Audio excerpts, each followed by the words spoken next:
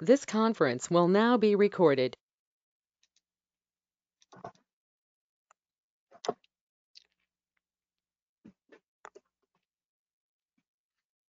All right. You're doing back-to-back meetings, huh? Yeah, makes it a little That's a tight lot. some days. Yeah. Well, do you want to give us kind of a recap of where we're at? Okay, so where we're at. All right, let me think for a second. So we stopped our meeting schedule in April, after our April meeting, and at that time, the board asked staff to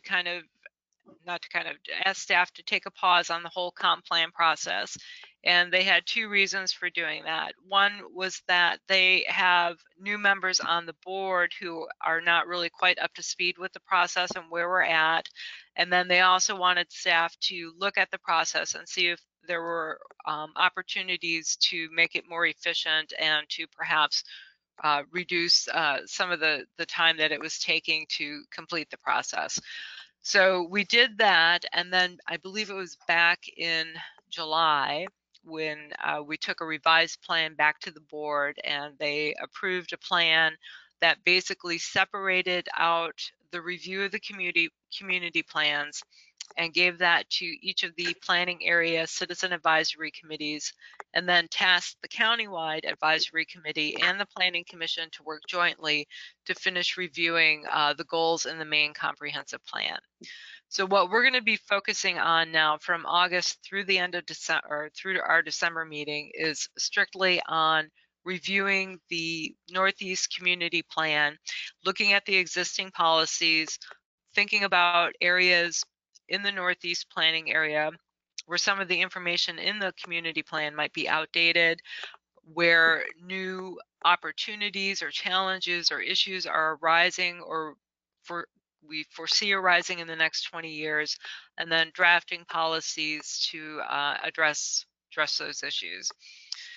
Having said all that, I think if anybody's had the chance to listen to some of the board discussion on that, I think that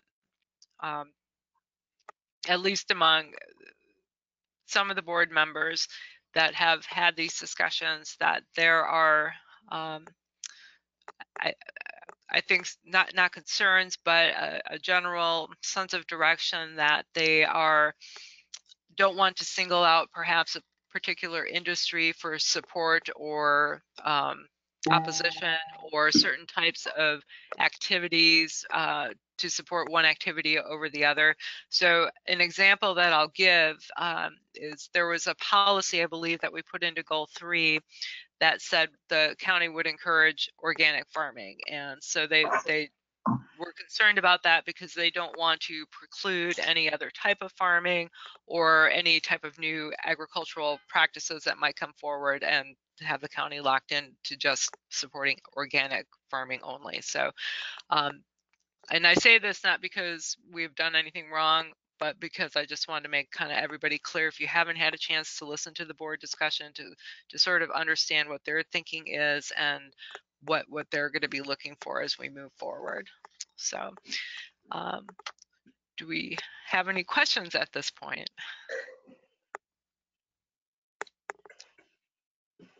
And so we have a few more months of meetings scheduled, but all that we're tasked with is going over this 20 pages of our local policies, our Correct. community plan. And a Correct. lot of them we've looked at already as we've done the goals that they're associated with. Yeah. Yeah, so we, after today's, since we didn't have a quorum at last month's meeting, we didn't move forward really with any discussion of the policies. I think we just basically recapped what I just basically told you and discussed some of that. And so moving forward, we've got our September, October, and December meetings. The December meeting is when you'll be asked to make a recommendation on your community plan to the Planning Commission. And then that document will go to the Planning Commission, which will review it and make a recommendation to the Board of Commissioners. And then the Board of Commissioners before they review it, we'll have a couple of public open houses, probably town hall style meetings. And then from there, the board is expected to review and adopt in July of 2022 when the rest of the comprehensive plan is ready to go. So that's the time frame. So we've got 4 meetings left. I have a quick question. Are all of the different districts' community plans, are they all laid out very similarly, or did each group kind of make up their own layout, you know? Yeah, so right now they're all laid out pretty much in the same format. It starts out with the different landscape units, and the reason for that is the thinking, at least back 40 plus years ago, was that the geography would dictate what you could do with the land. And I think to an extent that's still largely true, but I think there's also been a lot of technical advances in terms of engineering, in terms of how we view the land and what we can realistically use it for, or what we value it for now. And as an example, in our Clatsop Plains meeting that I just finished, there was a lot of discussion 40 years ago that the small farm parcels should be bought up and combined to make bigger mega farms, because that was what was seen as valuable and economically viable. And I think, you know, I can look at the group here and say that no, that's probably, you know, thinking that it's changed over the past 40 years, that you don't need to have 3,000 acres of farmland to be an economically viable farm or to have agricultural activities going on. So yeah, so anyway, so they all start out with those landscape units, and then each community plan in some fashion addresses each of the 18 planning goals that are relevant to their planning area, and then has policies specific, say for housing, you know, that would be specific to the Northeast. Obviously, you're not going to have beaches and dunes or territorial seas, so you don't have to worry about 18 and 19. But you'll have pretty much most of the other goals that you may want to address in your local community plan. And so there will, like, the community plans are going to be retained as part of the overall rewrite of the comprehensive plan? Yes. Yeah. Okay. Still working within the same parameters, but more detailed and focused on your specific planning area. Okay. So, like, there's a ton of them that don't feel that specific to our planning area. I'm not sure if they're covered in, like, the overall comprehensive plan policies already, but, like, is it worth time to, like, make sure that we're not duplicating efforts, basically? You know what I'm saying? Or, like, if it says it already in the overall comprehensive plan and it's not specific to our area. Can you hear us? I'm trying to do 2 things because I was running late. So, can you give me an example there, Jennifer? Like the very first one, low density activities such as agriculture should be preferred uses in the alluvial lowlands. Isn't that something that kind of just applies to the whole county and not just our? It is probably in almost all of the community plans. But again, it is something though that is specific, you know, could be seen as specific to the Northeast as well. So, you know, for my part, looking at these landscape unit policies, they're meant to be very general, because it's basically saying, generally speaking, where we've got this type of soil and this type of geography, these are probably the uses, at least 40 years ago, that are the most realistic uses you're going to put in these types of geographic areas.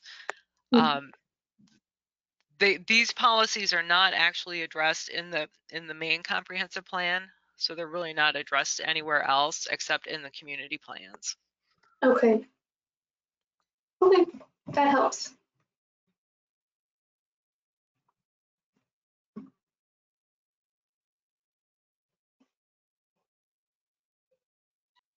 Gail, I just wanted to say, did Dirk get a hold of you? He called me about 3 and said things had come up on the farm and he wasn't going to make it. And I said, okay, can you either email or text Gail? And he said, yeah, I will try to do that. I've been in a meeting. I know I have not had a phone call. I mean, I don't see an email. No. Okay. Does anybody have any general comments, or should we just start digging into going through policy by policy?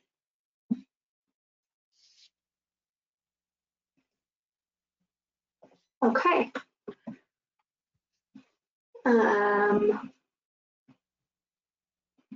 So does it make sense to just read each policy out loud and just all say if we have any comments on it, or?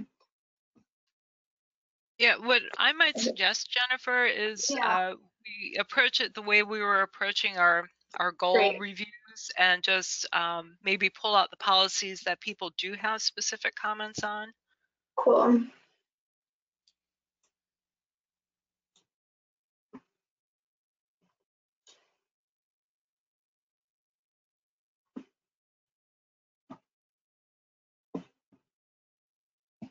Does anybody have specific comments on any of the policies? Jennifer, I don't have specific comments, and it's because these are foreign terms to me to begin with. I don't know what alluvial lowlands are. There was a definition in here which I read briefly, but don't own at this point. And I did pull out the map and look at where, you know, the alluvials and all the other ones are in our county. But I know it slows us down. I would almost rather look at them one at a time. I'm not familiar with these landforms.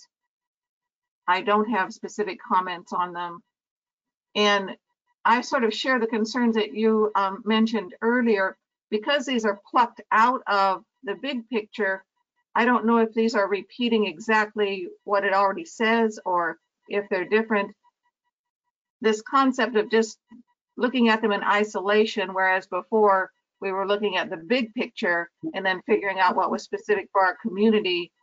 So just this process is difficult for me. I agree. Yeah, it's a lot of new terminology to me too.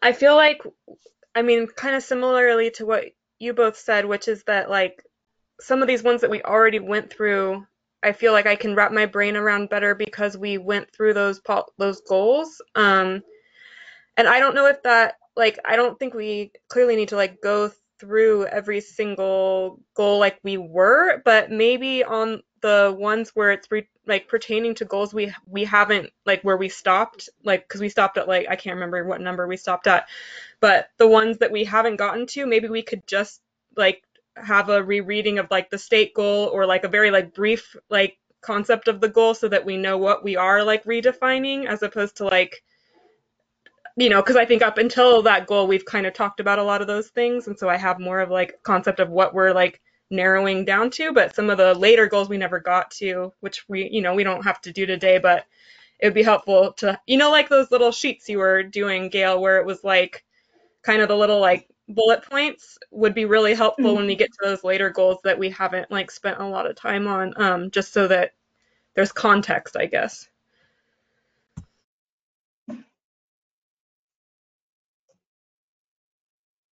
Okay, so I can work on doing something like that for our next meeting. I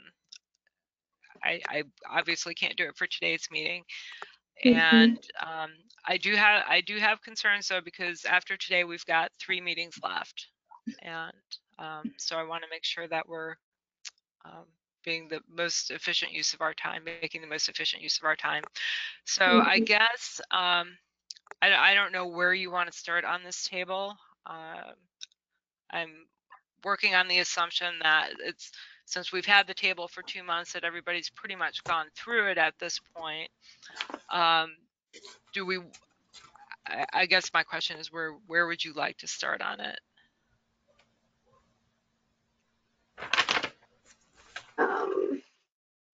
Like on page 1, they're all associated with a particular goal, right? But the goals aren't listed Yeah, so on the spreadsheet. yeah, so starting on table 1, which I didn't call table 1, but the policies that we're pulling out, the ones that deal with the geographic units, like I said, they don't come from any specific goal in the main comp plan. Okay. These are only addressed in each of the individual community plans, and not every planning area is going to have the same set of landscape units, because Southwest Coastal, which has beaches and dunes and a coastal area, is not going to have all the same landscape units that you're going to have here in the Northeast, because you're just geographically different and distinct from each other. So these policies, even though some of them may be similar or the same as in another community plan, are the landscape units that are specific to the Northeast planning area. So there's no requirement that says you have to have these in your comprehensive plan. If you don't like them, if you don't think they're accessible to people and understandable, then you can recommend that they all just be deleted. But the basis for them. Oh, go ahead, Kelly. Oh no, go ahead. I vaguely remember like talking about those at the very beginning. You know, they were part of when we were kind of going over it. I think it's just been a while. I think like for me personally, unless I, you know, am open to whatever suggestions, is we went through a lot of these when we went through the goals that we've gone through, like, you know, so the ones where we're already at the end of when we were doing the whole goal thing that we've already kind of reviewed and check marked that we like support staff decisions. I feel like we can kind of, you know, like we personally can like reread them and kind of skip over it because we've already read them. So like my personal like opinion about like saving time and whatnot would be to jump to some of those goal-based policies that we haven't touched on yet, and maybe instead of like having you spend a bunch of time like writing up bullet points about like the goals, we could kind of like be like, okay, if we want to talk about transportation, we haven't gotten to that yet, we could kind of like have a little bit more of a discussion about those goals and maybe pick your brain about like the bigger picture stuff that we haven't received information on or whatever, and kind of skip over the ones that we've already talked about and not re-talk about them again.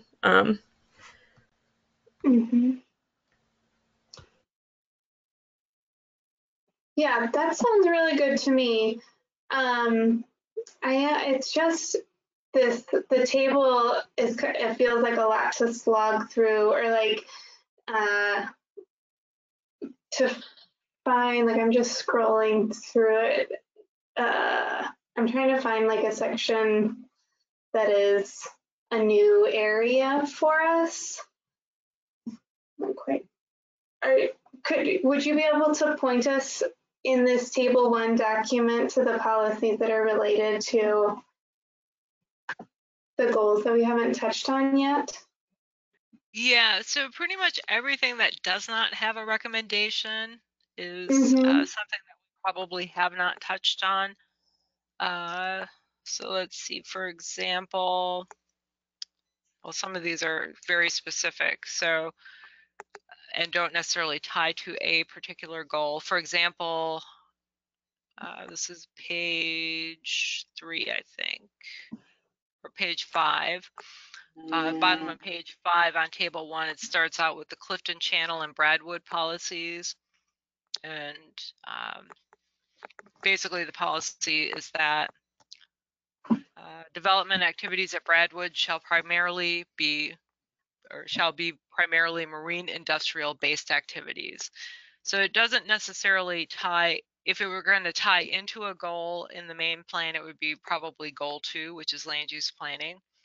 And that's basically the goal that designates, you know, how we're going to divide the county up in terms of future future land use classification.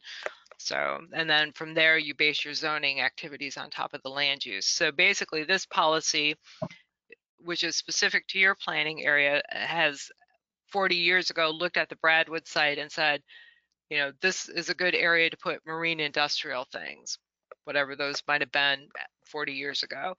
And based on that, the zoning was put into place that now has its own marine industrial. So, you know, so for example, so that's what that policy would come out of. And so as you can see in our staff comment here. Sorry, what kind of things would be marine industrial? I don't have the list right in front of me, but you're probably looking at things obviously like the LNG plant would be one of those. I'm trying to think what else. I don't have the zoning document open right in front of me, but I mean, that's the obvious example. Things related to maybe like ship repair, something along those lines, things that are more intense and industrial in nature, but also rely on water to be conducted. So some sort of shipping terminal, something like that. If I could also piggyback off of a few things Gail was saying, just kind of about how the plan is organized. One way of thinking about it is that there's a hierarchy to all of these policies that are in the plan. And so it kind of starts with the organizing framework of the land in the Northeast planning area. And that's why it's divided into these landscape units. And then as you go down through the table, you get more refined and nuanced policies that apply within those landscape units. And this was all done, or most or all of this was done before zoning was applied to any of the land, or before any of the current zoning was applied to the land back in 1980. So it's helpful to look at it in the context of, you know, the time that it was done and what the reason these policies were created for, which was to apply appropriate zoning designations to land in the planning area. So that's been done, and we've had those zoning designations now, which may have changed slightly over the past few decades.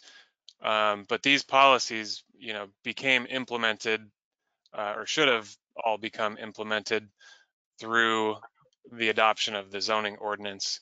So many of them may not be relevant anymore, and it may help to think about, you know, what is going to serve the Northeast planning area for the next 20 years.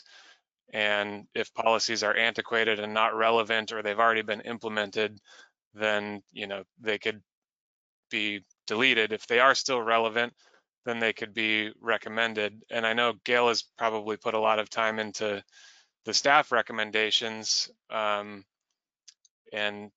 has good reasons for recommending retaining or deleting or modifying those policies.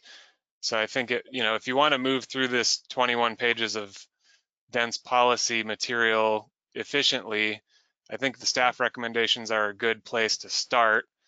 And if you have questions about why those recommendations were made, or if you disagree with them, then maybe that's a good starting point to focus on.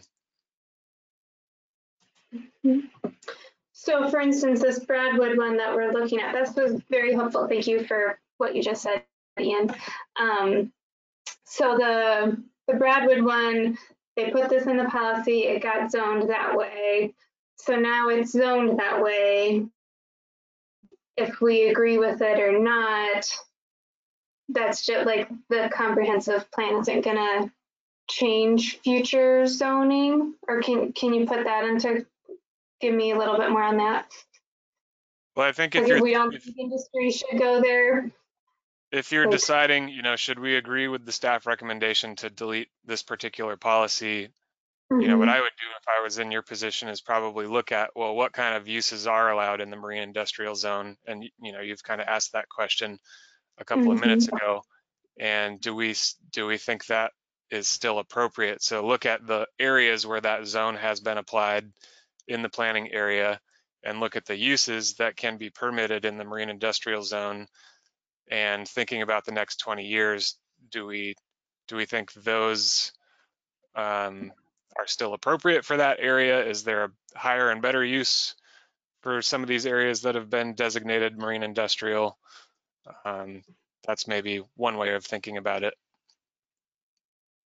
And then to temper Ian's optimism, we have to keep in mind that the area is also privately owned, that the county doesn't own the property, and that a recommendation to say that it should be zoned, for example, aquatic natural or something like that, is going to be viewed as a takings by the property owner, which will lead to litigation. So we have to balance our aspirations with reality as well and weigh everything out and remember what we have realistic control over and what we may not have realistic control over. So not to dampen everybody's spirits and be a wet blanket, but I just want to make sure that we're all grounded in reality as well. So.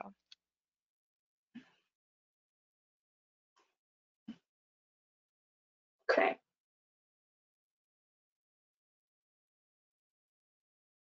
I mean, what you may want to suggest, rather than saying the county shall rezone the property to aquatic natural, for example, is be something that the county should engage the property owner in discussions about future purchase or zoning changes to the property, something that cannot be seen as legally threatening necessarily, or as an immediate takings, but indicates at least an expression of what you would like to see. So. And this is an unfortunate policy to be having this conversation around because it is a controversial site, and it's been, entrenched in controversy, as you probably know. Right. But just as an example of, how you could efficiently move through the policy table, definitely starting with staff recommendations, and asking questions about those if you have them, or just going through and pulling out any that you disagree with would be a good way to start.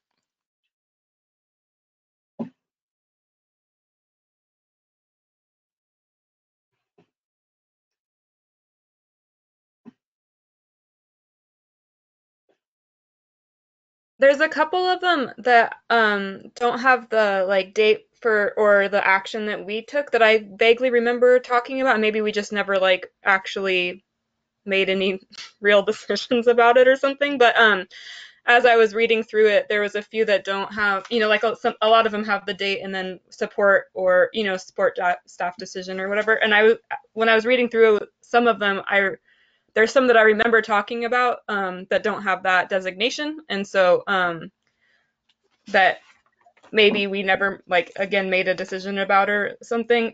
Just as another way to tick things off the list as well. I'm trying to figure out an example of one that I remember talking about that doesn't have.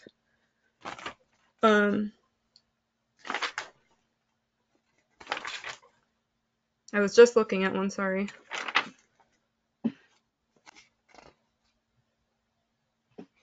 I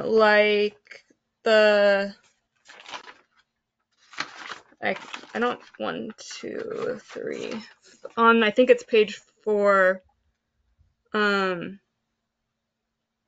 policy 4, it's just talking about the part of the blind slough that's owned by the North Coast Land Conservancy, and oh no, not that one, because there is a thing on it, sorry. I'm losing it, sorry you guys. There's just a couple, oh no, that's policy 3.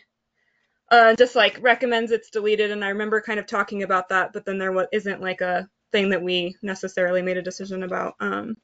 Sorry, the pages on my copy aren't numbered. 1, 2, 3.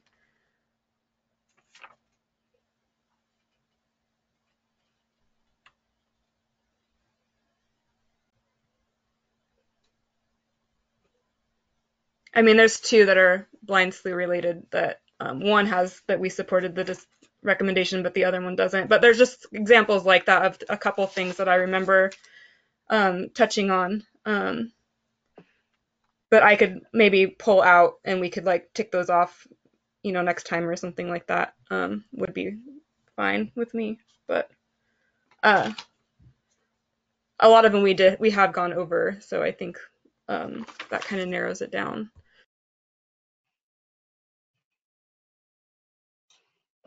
Yeah, I'm almost feeling like maybe we should just go through this kind of page by page, and I'll take a minute to just, let's all just look at page 1 right now. I'm okay with the staff recommendations on all of them. Does anybody want to say anything about any of the policies on page 1?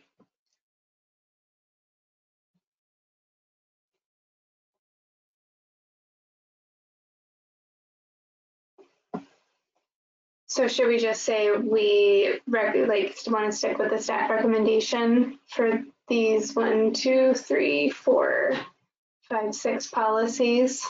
I guess there isn't a staff recommendation for policy 2 under Coast Range Foothills.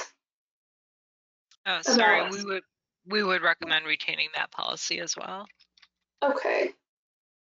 Stations of slope stability.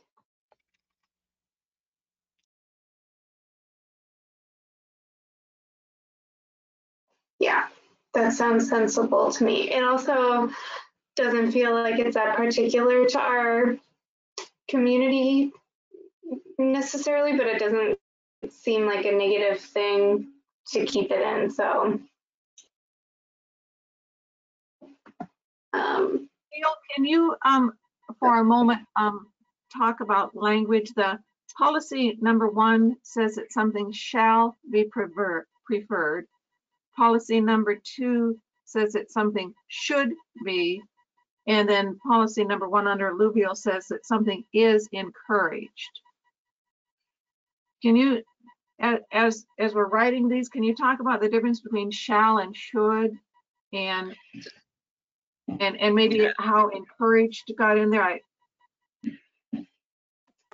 Well, I don't know how specific language was chosen for each policy 40 years ago, but generally, Cheryl's question is a very good question. It's and it does have actual legal impacts. So shall is something that you have to do. There's no leeway in it. Shall means you're going to do it, and that's it. May or should gives you a little wiggle room. It's encouraged. Basically, it's the equivalent of saying it's encouraged, but it's not legally binding. You're not mandated to do it. The same shall is pretty much equivalent to is required to. So. But like on the first policy, it says that these activities shall be preferred uses, but it doesn't say that they're the only uses. It just doesn't feel that binding to me still, or like it doesn't. Like, does that make sense? Like it's not saying it shall be limited to, or shall be the only uses. Right. So do you believe, and I'm not exactly sure which policy you're looking at, Jennifer, but is it the very first one on page 1? Okay. Right. So low density activities such as agriculture shall be preferred uses in the alluvial lowlands. So does that cause you concern, or do you feel it needs to be changed? I'm just trying to get a better understanding of about the answer to Cheryl's question about how binding these words are, and like if we need to look at each policy and nitpick over if it says shall or should, because you are indicating there is some difference there. Right. Are you Right. saying that if the planning commissioner or something had to choose and two people were coming and one was going to use it for, low density activities and the other wasn't, this policy dictates that they shall prefer the low density activity? Is that what you mean? That's exactly correct, Haley. Yep. Okay.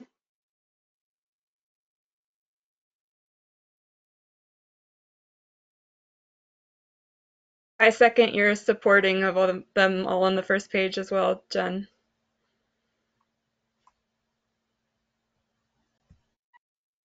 I also support to retain the policy, which was the staff recommendation for page 1.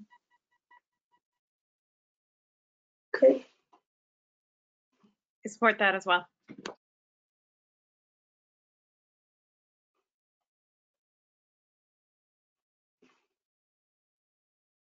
Okay, so on page 2, policy 4, it says forest uses shall be the preferred use of the coast range foothills.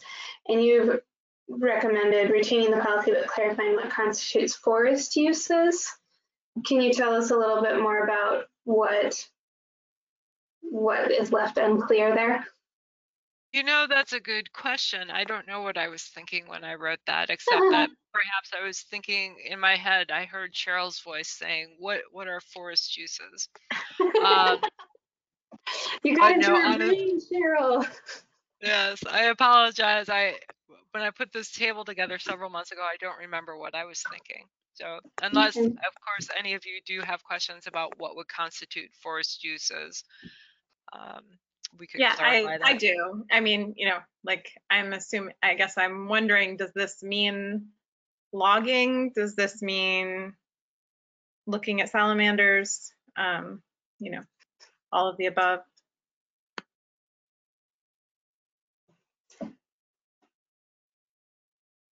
Is everything in the Coast Range foothills, or most of it, zone forestry? Most of it will be, because that's pretty much what most of our county is zoned for at this point. And thinking about it, I would suspect that forest uses is probably going to refer back to Goal 4, which is going to be those Forest Practices Act uses that are addressed in Goal 4. That would be my suspicion.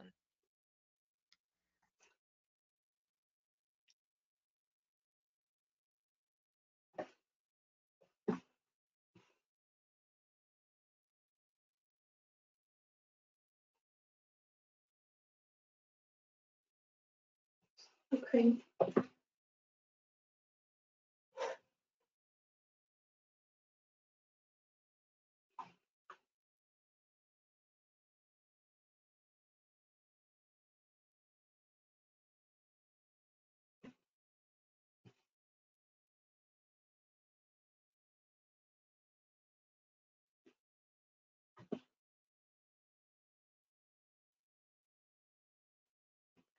I'm looking at policy 2 now on this page about fish. Talk to us about what the part B, alternatives to water storage of logs. Is that something, do they still do that? I don't know the answer to that, Jennifer. Okay. This is where I usually counted on Jed to come to our rescue because he had right. a lot of information. They don't have a new employee that they want to send to our meetings? I haven't heard that he's been had a replacement for his position, has he? Not that I'm aware of.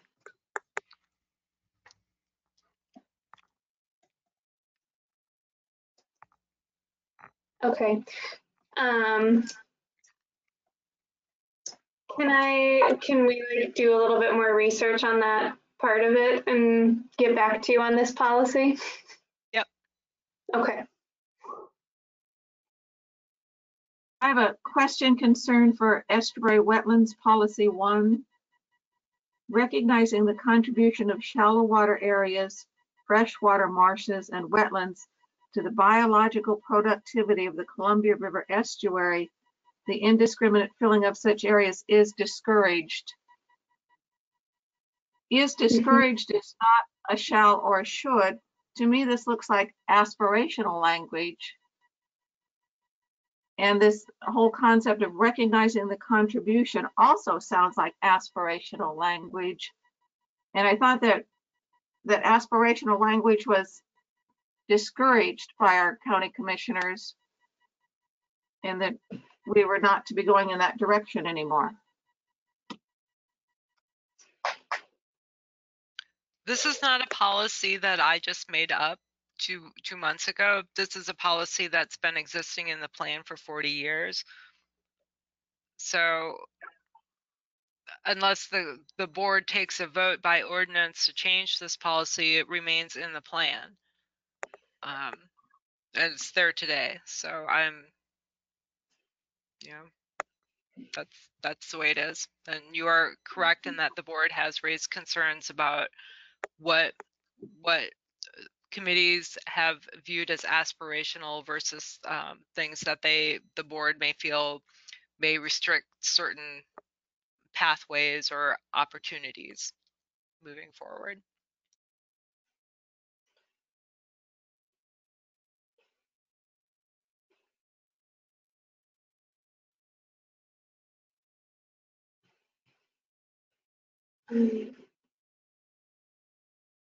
Are you suggesting, Cheryl, to like throw a should or shall in there? Is that like what you mean? Like it should be discouraged, or I'm just trying to understand your question. Yeah, no, actually, I love it as written. Mhm.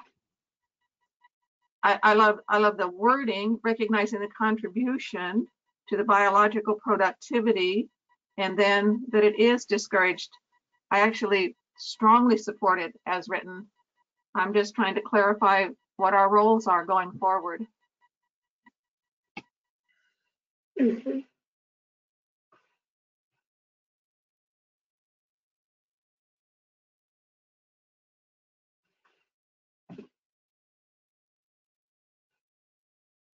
Well, I think for now we should stick with the staff recommendation to retain the policy and see what the county commissioners do with it.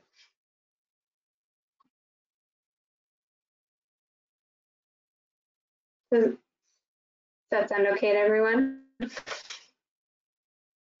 Yep, I think that's a good plan. Okay.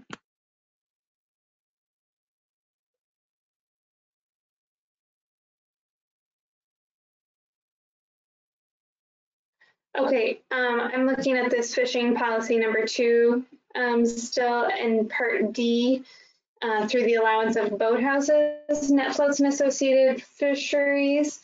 But aren't boathouses not allowed anymore, or like not new ones? They're only allowed in a very small exception area along the John Day River. And then we generally do work with people as they do repairs to float homes that are outside the exception area. That existed before the zoning happened? Yeah. Is there issues keeping this wordage in here about allowing boathouses? I guess it says inappropriate waterways, so that kind of already takes care, maybe that already takes care of that.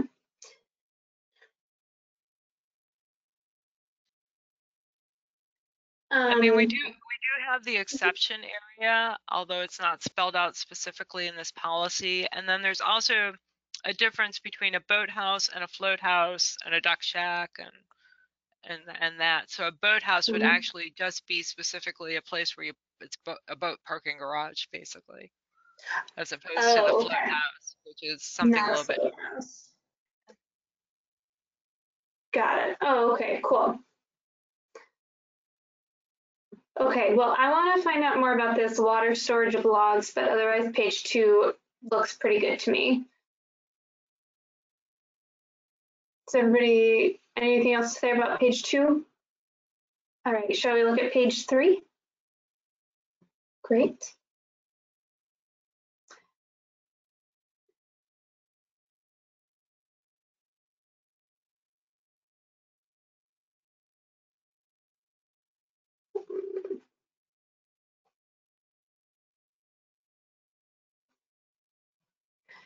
So, okay, policy 4. I don't know much about dikes or dredging. But can dredge material not usually be used for dike maintenance? Or what's the, why is emergency underlined? I think that emergency is underlined because oftentimes dredge material may have contamination in it. And so you want to be careful about where you're placing it.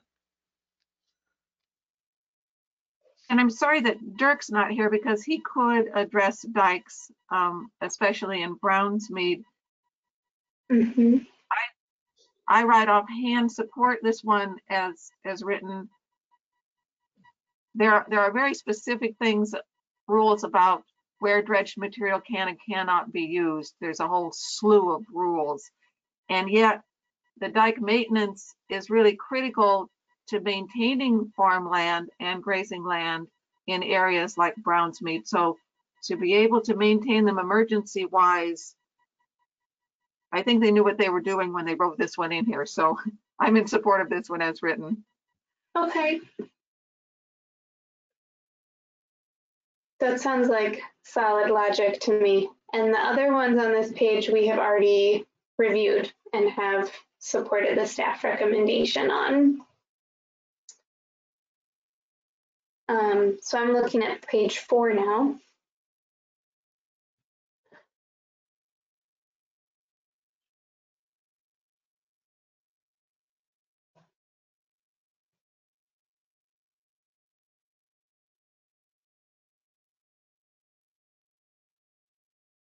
This is talking about log storage again. And I seem to recall that on one of our previous policies, I think Judd had said that they don't do log storage out there anymore, but I may be misremembering that. Yeah, I've certainly never seen anything that looks like log storage. Gail, that's also what I'm remembering, is that they don't do log storage there anymore. And I seriously doubt if in-water log storage is allowed anymore, but that's not my area of expertise. Mm-hmm.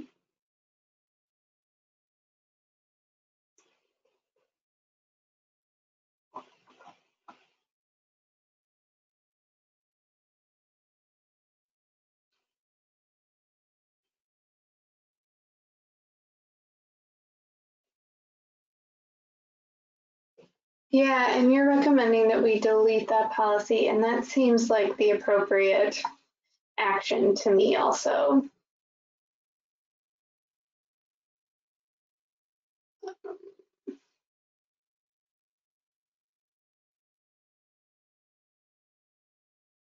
So I would support the staff recommendation on policy 3 on this page 4. And the other ones we've already dealt with on page 4. Does that sound okay to everybody? Great.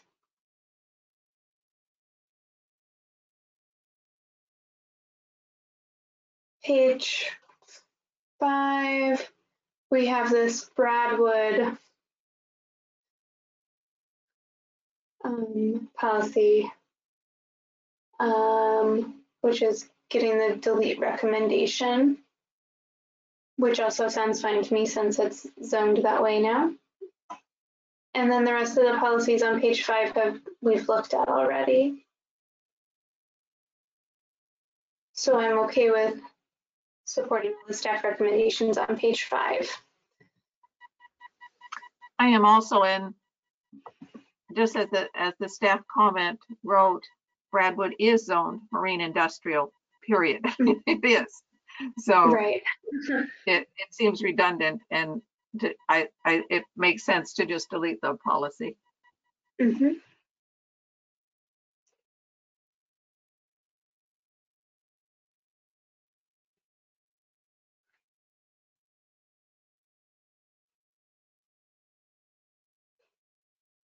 All right, I'm looking at page 6 now. The first 2 we've already dealt with. And then agriculture and forestry policies, policy number 1, yeah, is not a policy.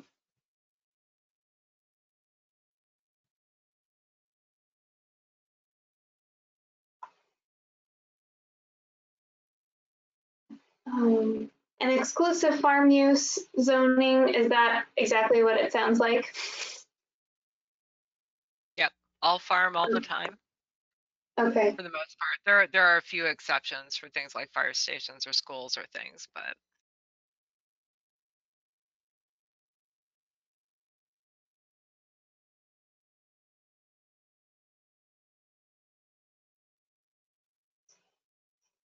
Yeah, I'd say delete that one if it's like if Brownsmead's pretty much EFU anyways. Like we don't need to like say, isn't it great that it's EFU? Like that seems kind of silly.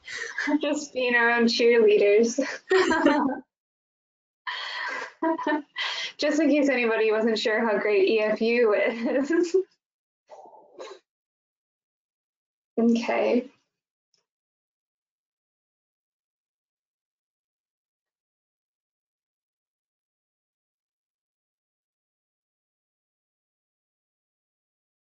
Policy 2 also seems like it should be deleted, about the Forest Practices Act.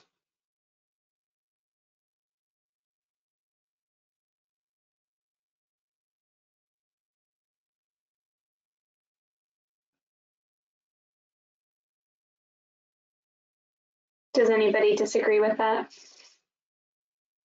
Okay. I have a slight preference for retaining it.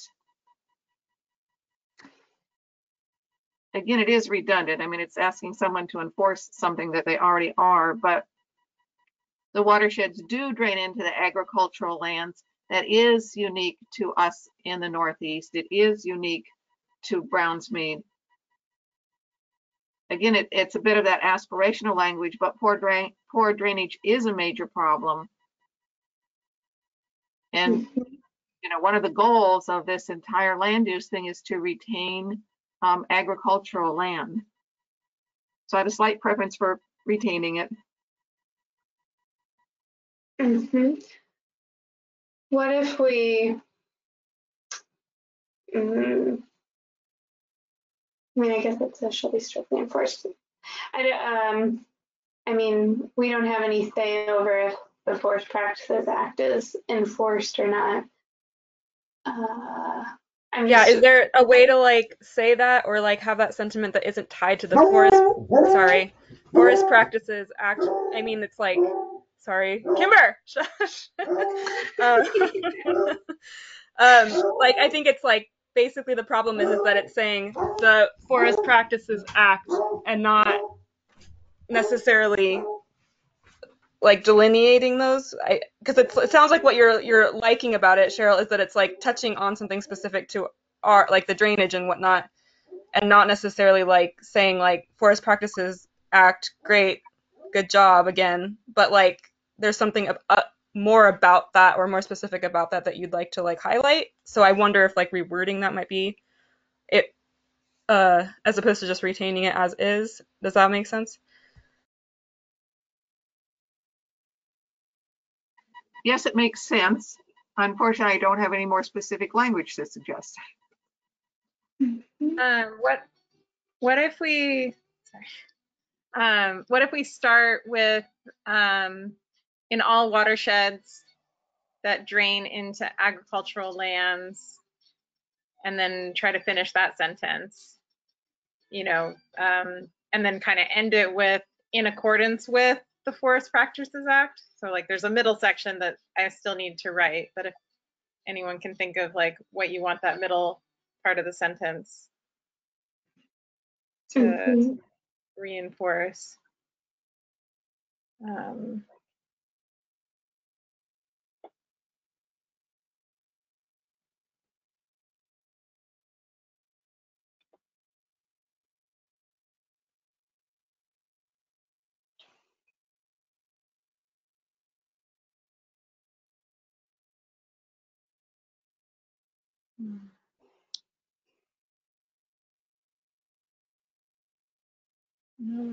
Yeah, I guess I'm just like if I mean, to me, when I read it, it just is saying like redundant about what is happening in the Forest Practices Act.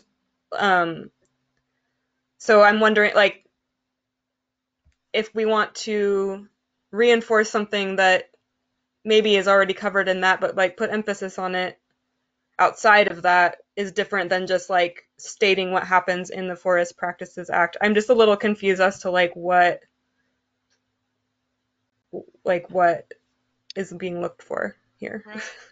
So since the county won't have jurisdiction over activities controlled by FPA, we could perhaps change it so that we would encourage activities occurring that are not covered by FPA. And I don't know how big of an impact that is on the agricultural lands, but the county would at least have jurisdiction over those areas. So, you know, just a private property owner who decides they want to do some clearing of their trees and put in a mud dirt track for their ATVs or whatever on their property. I mean, that could potentially be a cause of siltation, I guess, and soil erosion into streams. But that might be one suggestion. Great.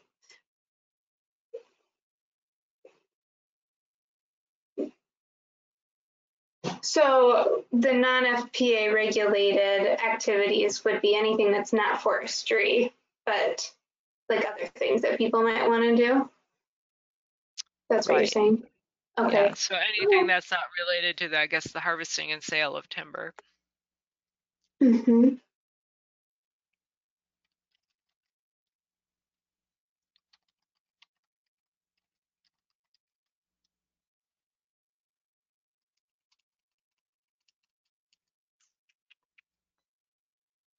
Yeah, I really like where you're heading with this, Gail. Mm. Okay.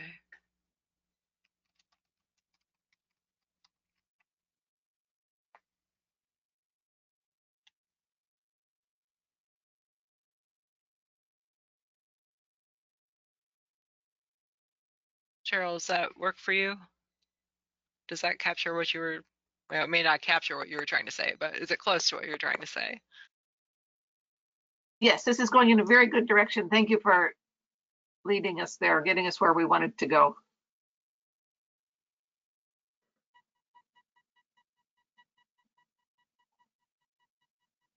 And do we need to end that sentence with like areas adjacent to agricultural lands, or is that already obvious enough?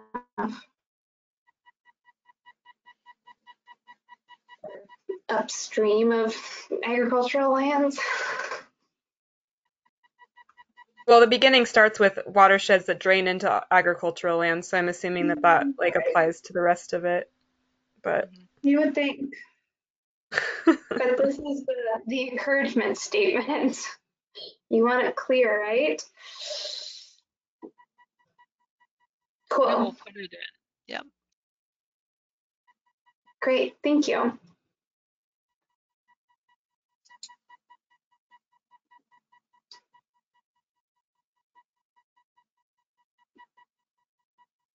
And this policy 3 that's kind of split between pages about the dike maintenance looks good to me, and I would also recommend retaining it.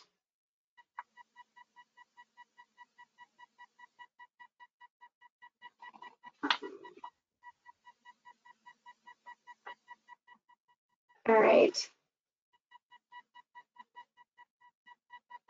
So policy 4 here about nuisance fur bearers.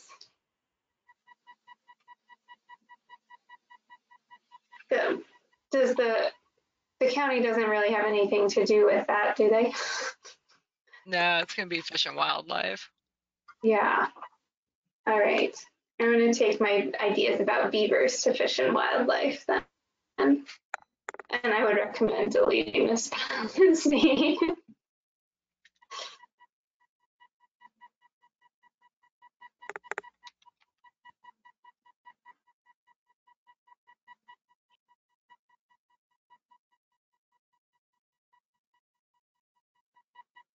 So in the housing policies, we haven't really talked much about housing with the work we've done yet, but is this policy one, is this one not already done with the zoning that has happened? The way it's written also just like is kind of confusing to me. Yeah, so in the unincorporated areas of the county, we're going to be pretty limited. It's not as if we can do really high density apartment dwellings and, you know, condominiums and things like that. You know, we basically have lot sizes that vary from about 7,500 square feet all the way up, you know, to 80 acres and more. But most of it's going to have at least a minimum lot size of at least 2 acres, unless it's within a sewer district. So. I guess the part that like kind of confuses me about it is just the idea of ample areas is like very just like what does that even mean? Like that's like it's pretending like that's like measurable, but it doesn't seem measurable, and that word ample kind of like doesn't seem to make a lot of sense to me. Yeah, I feel like what they're trying to get at is just like that they want a variety of sizes of lots, which also sounds good to me. But I wonder if it like saying something like shall maintain a variety of local, locational, and acreage choices would make more sense.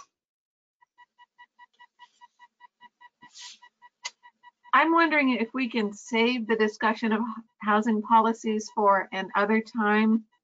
I think housing is really important. And it's one of the things that's come up over and over for us because, again, we want to retain the agricultural land. That's our #1 priority. But countywide, to be able to add additional affordable housing is a countywide priority. And I think we in the Northwest are in a unique position, although I'm sure we have limited land available for that. Gail will put us back on the straight and narrow here in a minute. But to balance those two needs, I would like to suggest that we all think about this a bit and come back to the housing policies.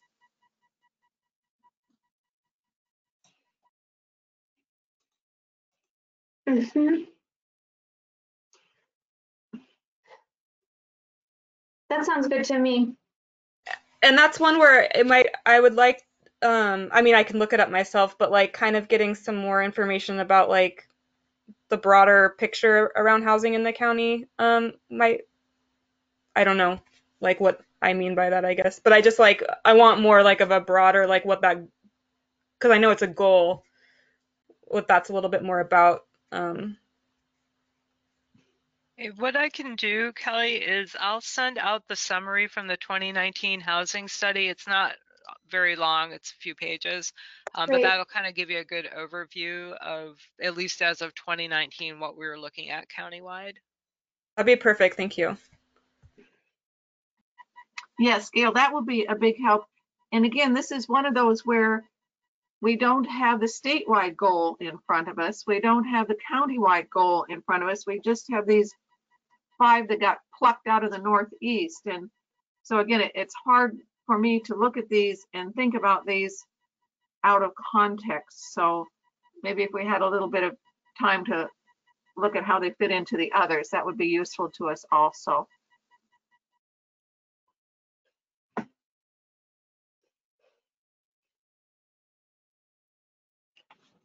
Yeah, I second all that, and you know, want to reiterate that I think we are going to have ways to have more housing for more people that are going to want to move here in the next 20 to 40 years. So, you know, like I think in my area, like the minimum lot is like an acre. Like, so I couldn't, if I wanted to like build another house and then subdivide my property, like I couldn't really do that.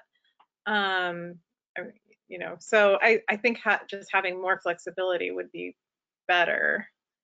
You know, like mine isn't farmland or anything like that. So yeah, just having more options to create housing is important. Thanks for throwing those links up there, Ian. What do we got? Okay, and then one thing to keep in mind as we look at housing, there within the rural agriculture areas, so our RA 1, 2, 5, and 10 zones, there, because of a lawsuit at the state level and subsequent state legislation, we are going to be limited to a minimum lot size of 2 acres unless you're hooked up into a sewer system and you've been designated a rural community. So we do have state parameters we're going to work with as well, within as well. So. And also, one thing to think about is was it Senate Bill 391, Gail, allowing rural accessory dwelling units? Yeah.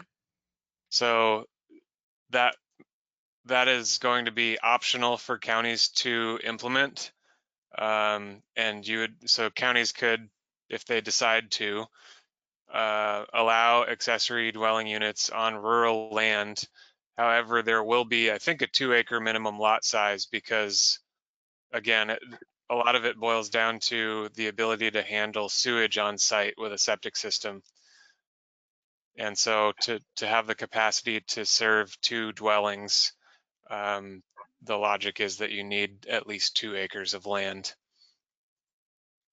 And the bill won't be fully implementable until the state completes a statewide wildfire mitigation strategy, which would include mapping and then also mitigation strategies. And then each county that decides to implement the bill would need to come up with specific development standards for ADUs. And so it's not something that's going to be permissible, next week or anything like that, but it's on the horizon as another option. And so, like if we thought that the accessory dwelling unit would be a good idea for our community, we could maybe put something in the community plan like we shall encourage, more dense housing in areas that are already residential, or like we would want to put language in there in support of adopting the ADU plan, or Sure, like if you identified the need to add housing units in the Northeast planning area, you could identify accessory dwelling units as a way to accomplish that goal. And so, something along the lines of where feasible, encourage the development of accessory dwelling units to increase housing supply.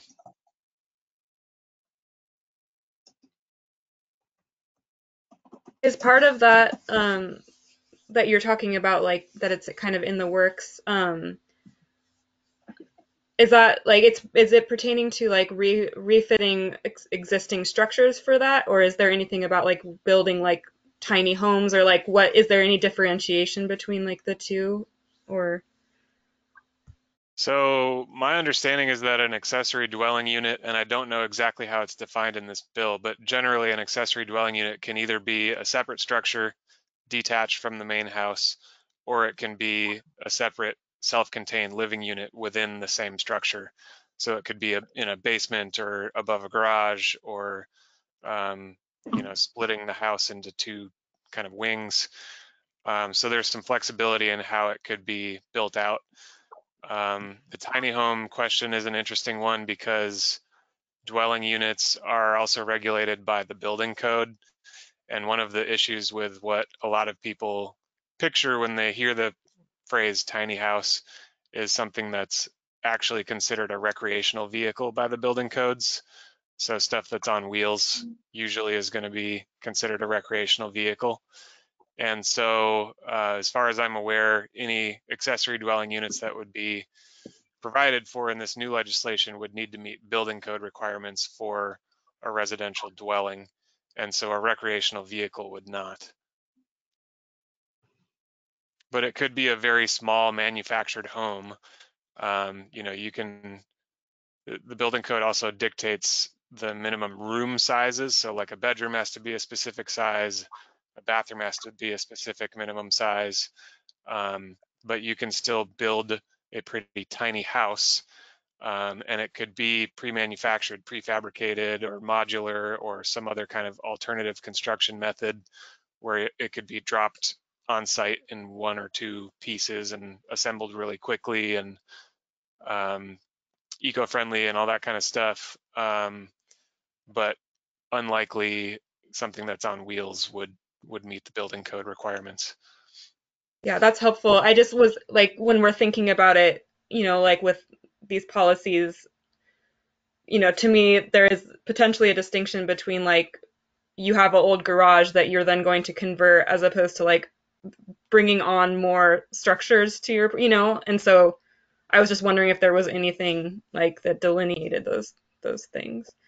Yeah, a lot of it will boil down to what's allowed in the building code. So if you have a garage that could be converted, you may find that you have to upgrade some structural members or something like that so that it meets current building code requirements. Because anytime you're making a significant modification or converting the function of a space, from a uninhabitable storage space into a habitable living space, that's when the building code is in place to protect safety of the occupants. And so there may be extensive and expensive upgrades that you have to make to that structure to be able to convert it to living space.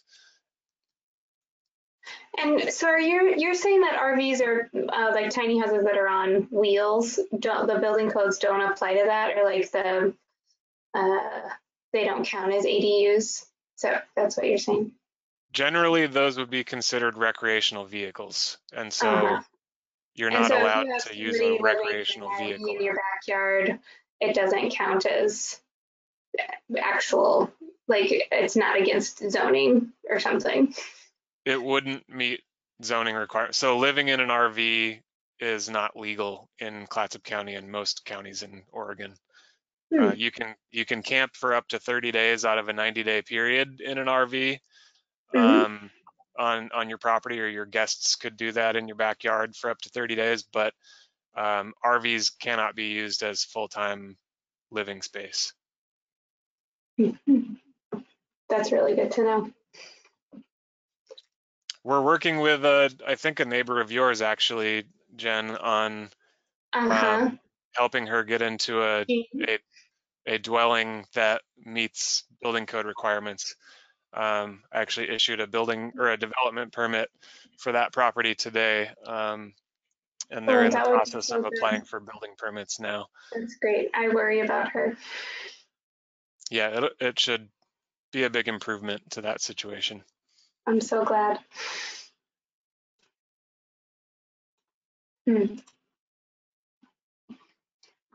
Okay, that was really enlightening. So we want to come back to housing policies maybe next month. I'll think about it a little bit more. Great. Okay.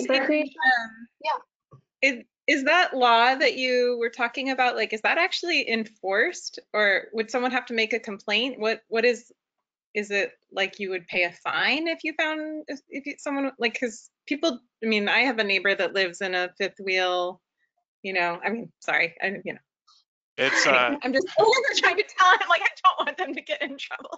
I'm just we have two code enforcement officers, and one of the main things they deal with is people living in recreational vehicles, and in many cases, there's sort of sad things that are going on, whether it's substance abuse or financial issues, or any number of things that lead people to that kind of living situation. And so it is generally complaint based.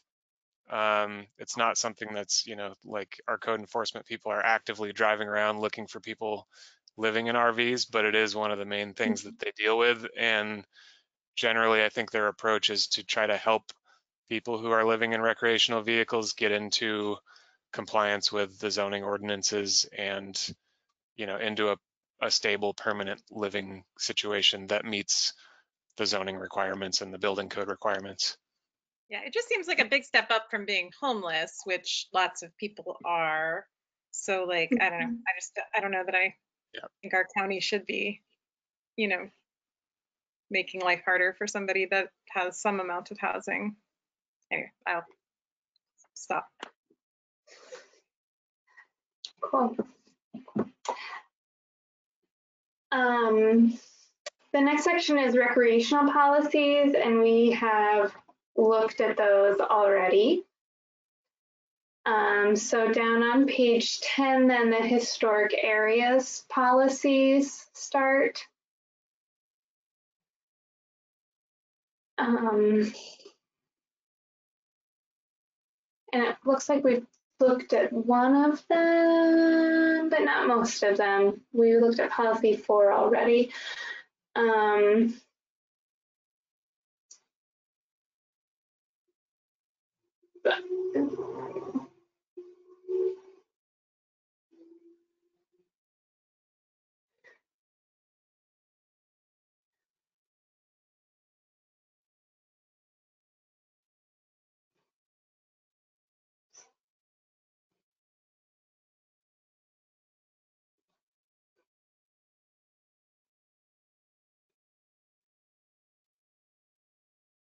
Yeah, and I like for policy 1, your recommendation to coordinate with the Chinook Indian Nation, because I would definitely defer to them to make all the decisions about the Indian villages and the historic areas.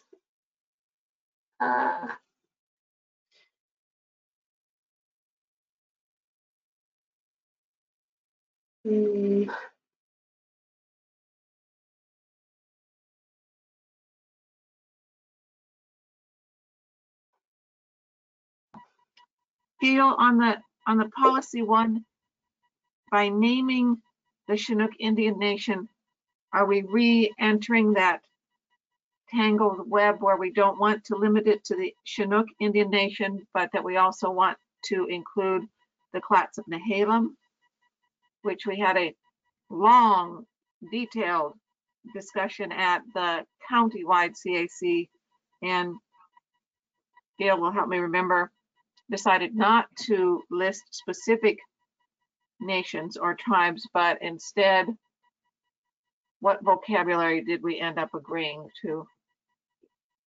Native American.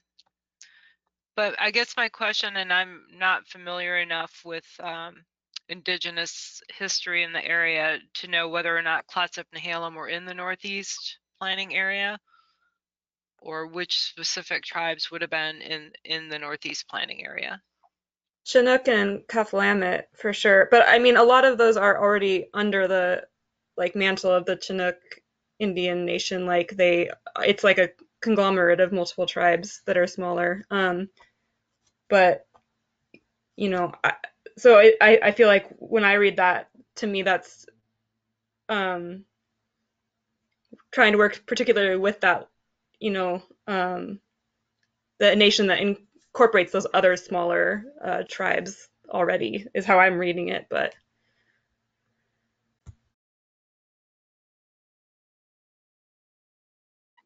And where we got tangled up is that Clatsop-Nehalem do not consider themselves the same as or under the Chinook Indian Nation, and therefore did not want to be left out, and actually viewed listing only Chinook Indian Nation as being inappropriate. It was a long discussion.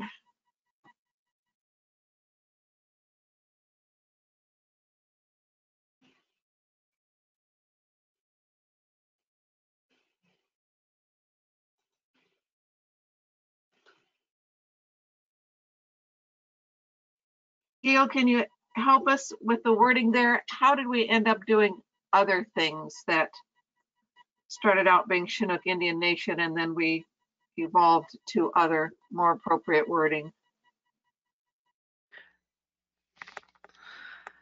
The only wording that we ended up with, Cheryl, was Native American. And at the point that we had that, finally had that discussion and moved on to other things, I never went back and rewrote all the policies. I do know that the board recently, I say recently, but within the past probably 4 months, has approved a resolution or a proclamation or resolution, I forget which, supporting the Chinook Indian Nation and their claims for federal recognition. So, I mean, we could take the view that the county board has supported the Chinook Indian Nation. I don't think they haven't, in fact, I know they haven't passed a similar resolution of support for the Clatsop-Nehalem or any of the other tribes. So, or we could just simply say, in coordination with appropriate Native American tribes, a professional archaeological study team, blah, blah, blah.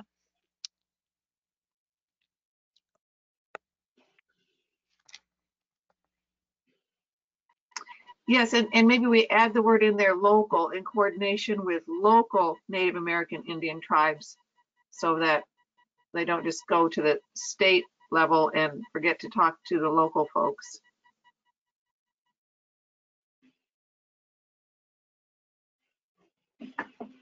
Yeah, I think it's just like tricky, the wording around some of that, to make it feel,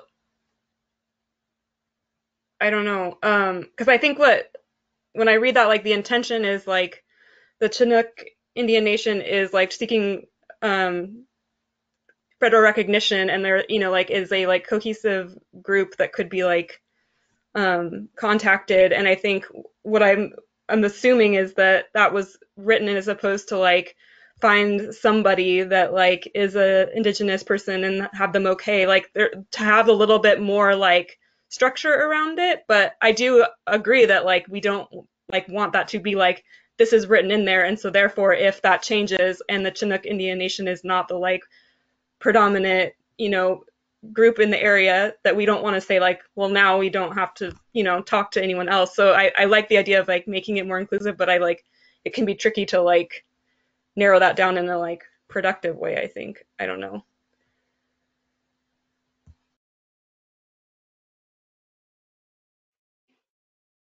Mhm.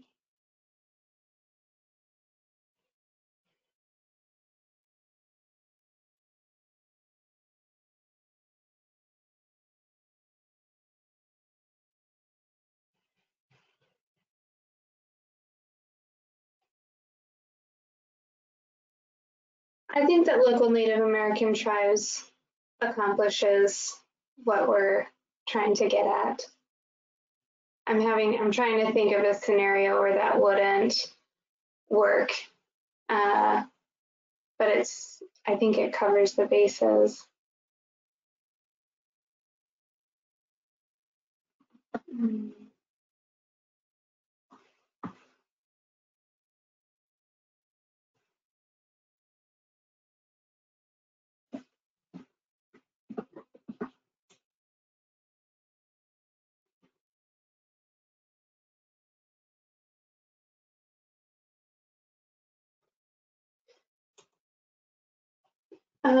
The other policies in this section all feel they all seem good to me. I'm not sure what the Westport Log Tunnel is. Does anybody know that area? In policy 5, the county shall work with the Department of Forestry and other adjoining property owners to develop a protection plan for the Westport Log Tunnel.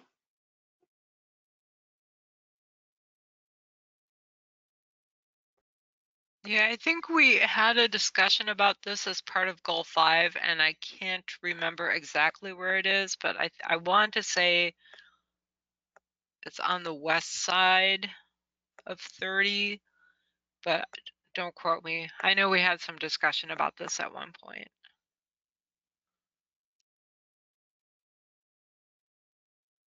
Right, it is in policy 4 that we have looked at and supported already.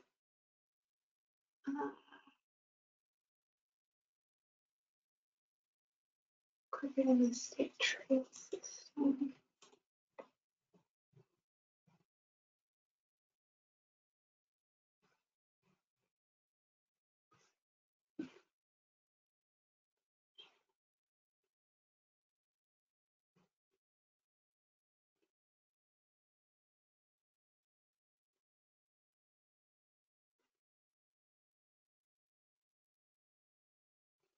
So I'm going to highlight this one as one to look at again because I don't know anything about the Westport Log Tunnel.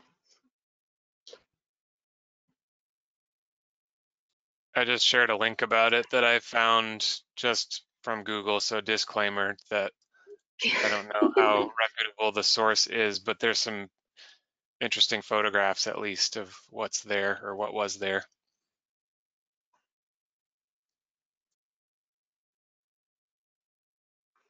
And if you keep scrolling down, there's some historic photos.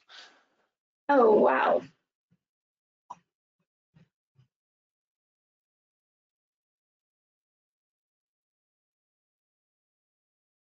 That's really interesting. Thanks, Ian, for Googling for us.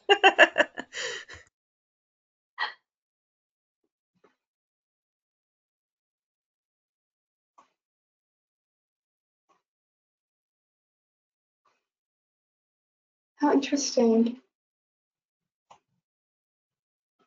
And so what is it saying? It wants to develop a protection plan for the Westport Log Tunnel. Yeah, I protect that. That's really cool. I'm going to go try to find that.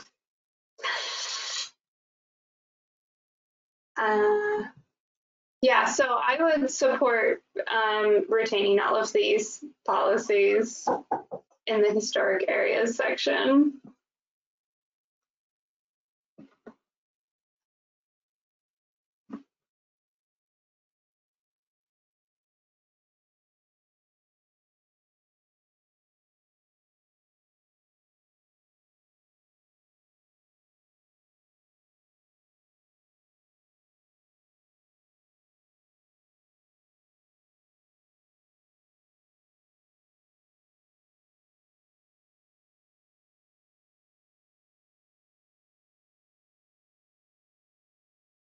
You seem to have lost Jennifer.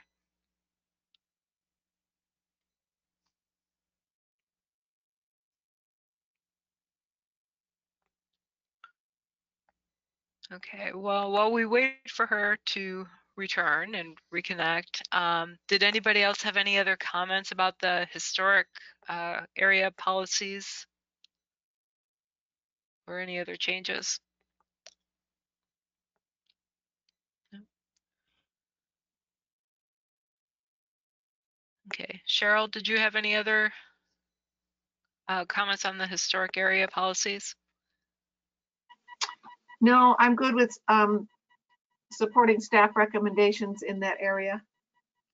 Okay. All right, so then we'll go ahead and move on to scenic and natural area policies. And it looks like we already reviewed policy 1 back in December. And we reviewed policy 2 in November, December, and January because we were enamored with that one apparently. Did anybody have any other comments or changes about those two policies that we've looked at?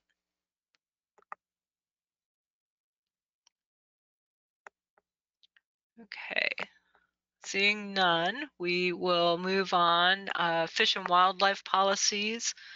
So it looks like we reviewed all of those back in November as well.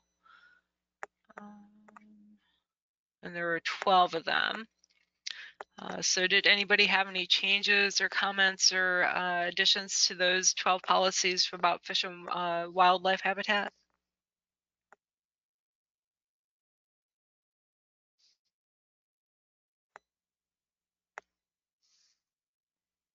Okay, seeing none, we will move on. So then transportation policies. Policy 1 we reviewed in February of this year. Policy 2 also, and 3. Policy 4 we did not get to, so we'll start there with the housing development shall be encouraged should probably say to be located along existing roads and avoid the creation of new roads. When new roads are created, they should be as short as possible and designed to serve as many residents as possible by the use of clustering techniques or other means to minimize travel distances and long stretches of pavement. And staff is recommending we retain that policy. So did anyone have any thoughts or comments about policy 4?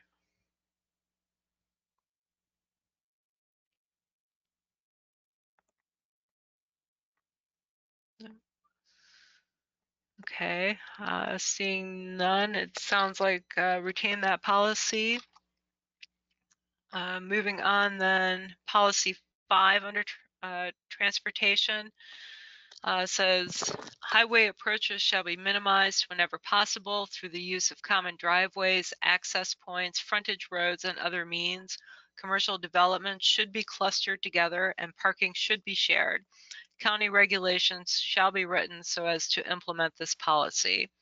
And so our staff note is that we have already taken those recommendations and codified them into our code, and I've provided the code citation, and staff is recommending that we delete the policy since it's been implemented. Were there any questions, comments about that one? I mean, I think that's reasonable if it's already codified to delete it. Okay. All right, so seeing no comments from Cheryl or Tally, then same thing with policy number 6 about minor partitioning being required for all property adjacent to US 30. And that actually came out of a long time ago before we adopted the current comp plan and the codes. We had a subdivision ordinance that was just for subdividing property and partitioning property, but it was very limited. And in fact, one of the future goals was to actually require properties along US 30 to have to go through this partitioning and subdivision process. So we've again implemented that. Access points along Highway 30 are going to be controlled through Department of Transportation. So since we've completed part of the policy and part of it is not under our jurisdiction in terms of access points, we're recommending that the entire policy be deleted. Any questions or comments or thoughts on that one?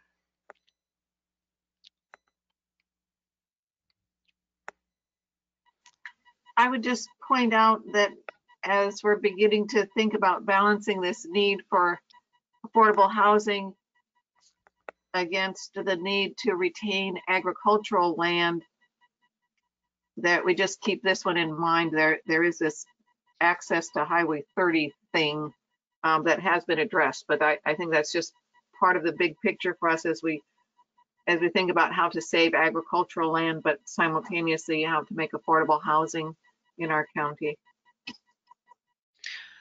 So Cheryl, are you thinking, I'm not sure I understand what you want to get at. No changes, just for, I guess mostly for me, that's just a setting aside land for affordable housing, I think is a big deal, and you have to think of a lot of things. And one of the things you have to think about is access to Highway 30. And then obviously we have to think about access to water, because most of the water groups in our communities are just small, are little tiny, water groups. So I'm just saying out loud to us that this is just something for us to keep in mind. I don't think we need to do anything with this one right now. Okay, so would you support leaving it in? Do you want to retain it?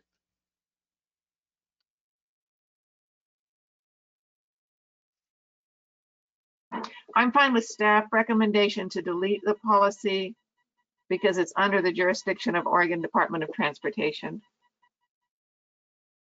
Okay.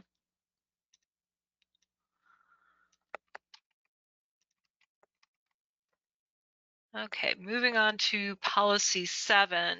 Let's see. We've recommended retaining the policy which says Clatsop County shall A, require new subdivisions to have access taken from the existing collectors and frontage roads unless the variance is given, and B, review new access points based on proximity to existing access points and safety standards developed by the Department of Transportation. It's pretty general, pretty innocuous. We're recommending retain the policy. All right, go ahead with that one. Moving on to policy 8. This has to do with encouraging development of transshipment points along the Columbia River where deep water is close to the shore. And so staff recommendation based on policy discussion that the board has had is to delete the policy. Again, this is another example of where the board has expressed concern about even seeming to promote one type of industry or something above another. So we're just recommending deleting the policy. So thoughts, comments? Again, I'm sorry that Dirk is not here, and Dirk, as one of the port commissioners, could address this, but it seems appropriate that indeed the county's role is not to support one industry or business type above another. It seems appropriate, yeah, to delete that one.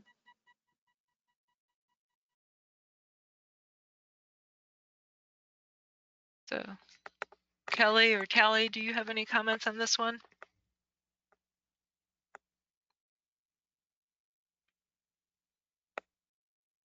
No. I support deleting it, yeah. Okay.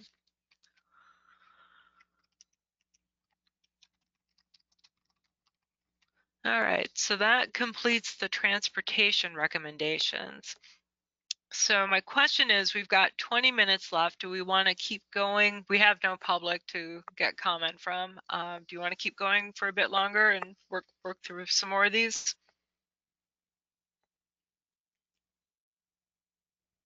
I'm going to take that as a yes. Okay, so we're going to move on then to public facilities and services policies. And so the first one, which we have not reviewed, has to do with diking districts again. All diking districts and landowners of affected areas are encouraged to take immediate steps to identify those areas in need of repair and to take appropriate action with assistance from the Corps of Engineers. We're recommending retaining the policy, and it's probably, as Cheryl pointed out, because so much of the farm and agricultural land, especially in the Brownsmead area, is dependent upon these dikes. It's probably very important to keep that policy in place. So, thoughts or comments? It seems to me very aspirational because it says are encouraged, but I think that's important. I think it's a good policy, and even though there's not any shall or should, but just are encouraged, I think it's important to have that language in there. I think it's important to retain it. Do you think it could be changed to a shall?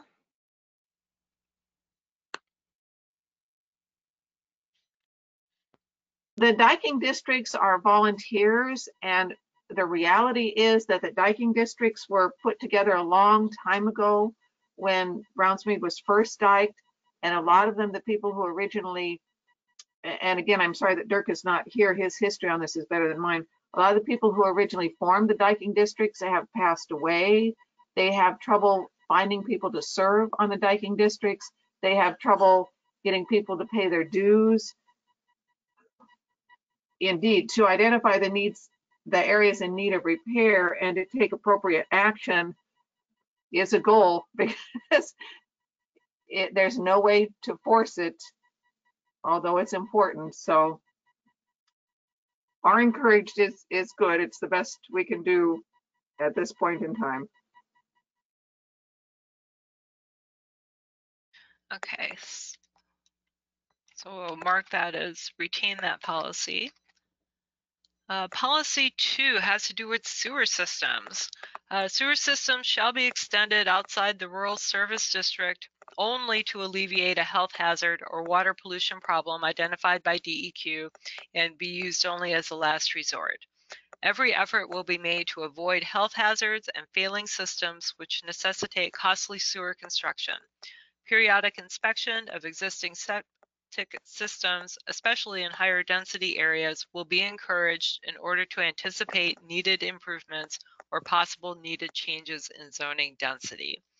Staff is recommending retaining this policy, and the intent of the policy is that there's a theory of thought that if you start extending urban level services out into rural areas, that's going to lead to increased development and loss of farmland and forest land. So that's really the intent behind that policy.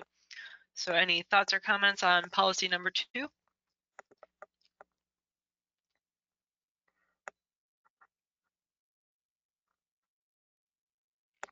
Okay, seeing none, we will say that's a retain policy. What's the process on like the periodic inspection? Like it says periodic inspections of existing septic. Hold on just a second, babe. Especially in high density areas should be encouraged. Is there any like requirements for inspections or anything at this point? I'm just wondering what that is like pertaining to. Yeah, there are requirements and certain types of systems, and I'm not 100% conversant with septic, but we've been working recently on certain types of septic systems out on the Classic Plains that we have concerns about. But they are supposed to be maintained under state law and have a annual maintenance contract in place, and then have a yearly inspection, and then those results are supposed to be turned over to our environmental health department. And so there are requirements and rules for how often a system has to be inspected and what that inspection consists of. So.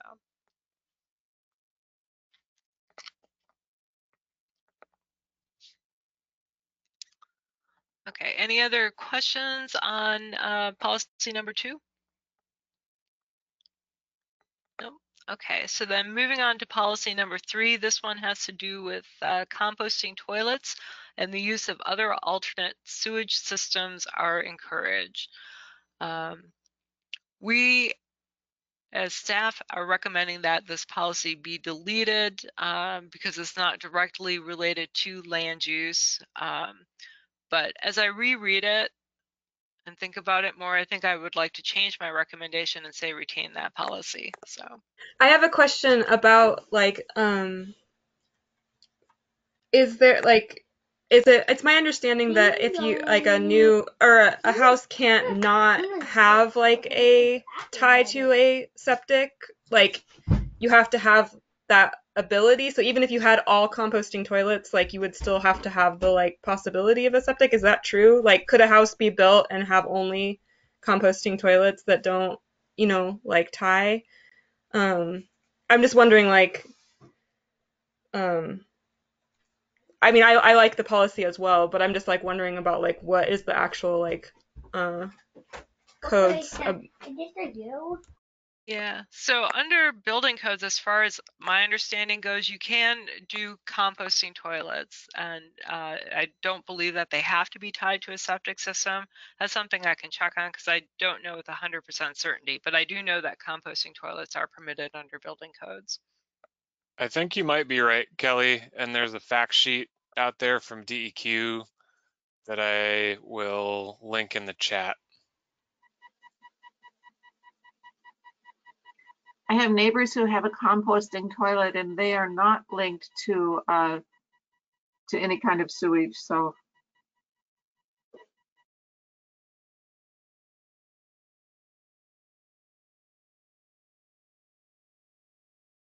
Okay, so maybe we want to look at the fact sheet and then maybe come back to that next month.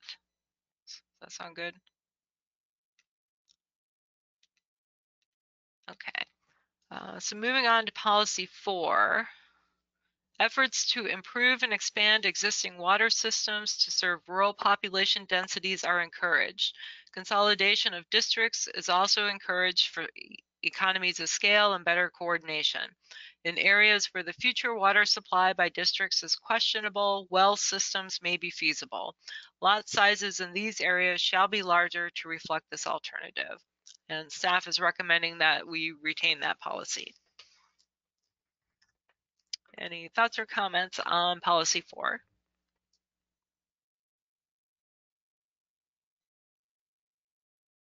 This is a really important one. Efforts to improve and expand existing water systems to serve rural population densities are encouraged. That's really important. It's one of the things that makes us in the Northeast, I think, unique to the rest of the county. Again, there are, the Napa Water District is very small. Wickiup Water District is very small. There's a whole bunch of little ones in our community, and anything that we could do at the county level or at the state level to improve and expand them is really, really important.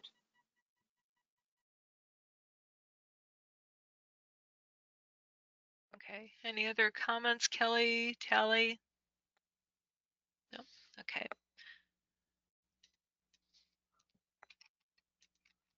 All right, then it looks like policy 5, 6, 7, 8, we've already reviewed back in February. Did anybody have any comments or changes to those policies?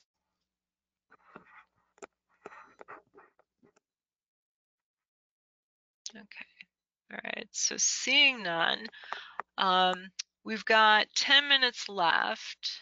We're kind of at a stopping point right now, but we've only got 3 pages left. Let's see here. Some of them we've already looked at. Do you want to just keep going and wrap it up? I feel like we made good progress today, and we have more than made up for not being able to meet last month. I feel good about what we did today, and I would hesitate to move too much forward until we can get our 5th person back again. Okay. All right, so if we're in agreement with that, I'm going to highlight the remaining 3 pages. And then next month, what we'll do is we'll come back with everything that we didn't get to today. So that will include our housing policies, our questions about something that I can no longer remember, but I highlighted because I had that much foresight, and then our last 3 pages. And so we'll go through that. And then as far as moving forward over the next 3 months, we'll probably start pulling together a draft for next month's meeting, a very rough draft of the new revised Northeast Community Plan, incorporating the recommendations that we've got from today's meeting, and starting from there so you can start giving feedback on some of the text as well and the narrative that's going to be in there. And then same thing again in November, and then in December we'll bring a final draft for review and recommendation to the Planning Commission. So our next meeting is going to be October 14th at 4 p.m. and we'll be staying virtual for the foreseeable future. One thing that we will need to think about is our November meeting is scheduled for Veterans Day, and the county will be closed that day. So for next meeting, have your calendars, and we'll need to pick a makeup date for that meeting. So other than that, thank you, everyone. That was a really significant amount of work that you all accomplished tonight. So thank you for your efforts. And does anybody have any questions for myself or for Ian before we check out? Gail, do we also need to go back and scoop up the landscape units? I don't know as how we did alluvial lowlands, etc. Well, that was on that first page, and everybody agreed to retain what was on those first few pages. So. Okay, I didn't remember that correctly. Thank you. Yep. Oh, fishing. That's what we're going to talk about. Water storage of logs. So. All right, if there are no further questions or anything, thank you everyone and have a good night. Appreciate it.